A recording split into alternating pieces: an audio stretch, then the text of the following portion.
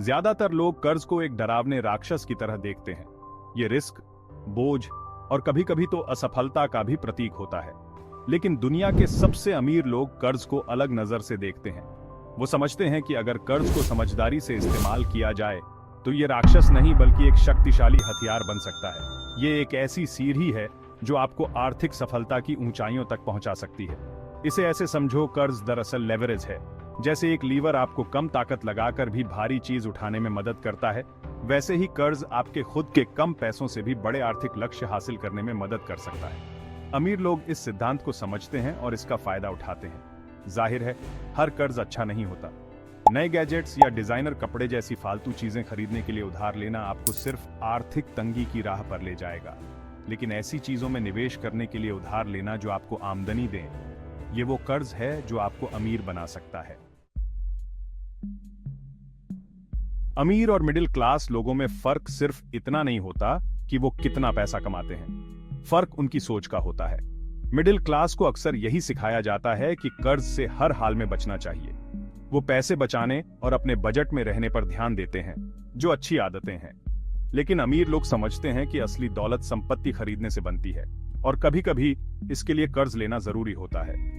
वो सोच समझकर रिस्क लेने से नहीं डरते, क्योंकि उन्हें पता है कि हर निवेश फायदेमंद नहीं होगा। वो आमदनी के कई जरिए बनाने पर ध्यान देते हैं और अपने विकास को तेज करने के लिए रणनीतिक तरीके से कर्ज का इस्तेमाल करते हैं। सोच का ये अंतर बहुत मायने रखता है। मिडिल क्लास अक्सर सुरक्षित खेलने पर ध्यान देता है, जबकि अमीर अपनी सीमाओं से बाहर निकलकर दौलत बनाने के लिए कर्ज को एक हथियार की तरह इस्तेमाल करने को तैयार रहते हैं। लिजत पपट की कहानी इस बात का जीता जागता उदाहरण है कि अच्छे काम के लिए कर्ज का इस्तेमाल कैसे किया जा सकता है। 1959 में मुंबई, भारत में 7 महिलाओं ने पापड़ बनाने और बेचने का एक छोटा सा बिजनेस शुरू किया। सिर्फ 80 रुपये के लोन से, जो उस समय लगभग $1 अमेरिकी था, उन्होंने जरूरतमंद सामान खरीदा और अपनी यात्रा शुरू की। उन्होंने अपने मुनाफे को वापस बिजनेस में लगाया, धीरे धीरे अपने काम का विस्तार किया और आगे बढ़ने के लिए और कर्ज लिया।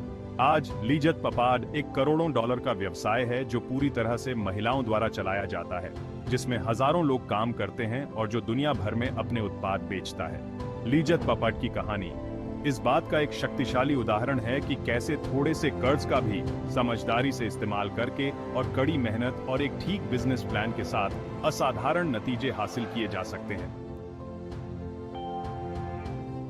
बियोकॉन 100 करोड़ का कर्ज, 100 करोड़ का सपना।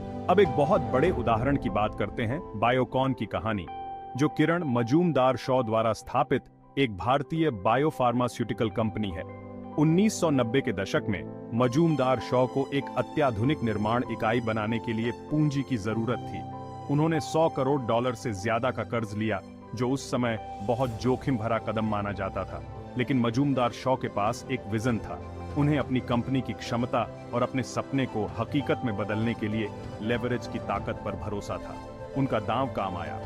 बायोकॉन बायोसिमिलर में एक वैश्विक लीडर बन गई और मजूमदार शॉ दुनिया की सबसे अमीर स्वनिर्मित महिलाओं में से एक बन गई।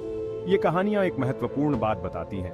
कर्ज विकास के लिए एक शक्तिशाली उपकरण हो सकता है, लेकिन इसके लिए विजन, सावधानीपूर्वक योजना और सोच समझकर जोखिम लेने की हिम्मत की जरूरत होती है।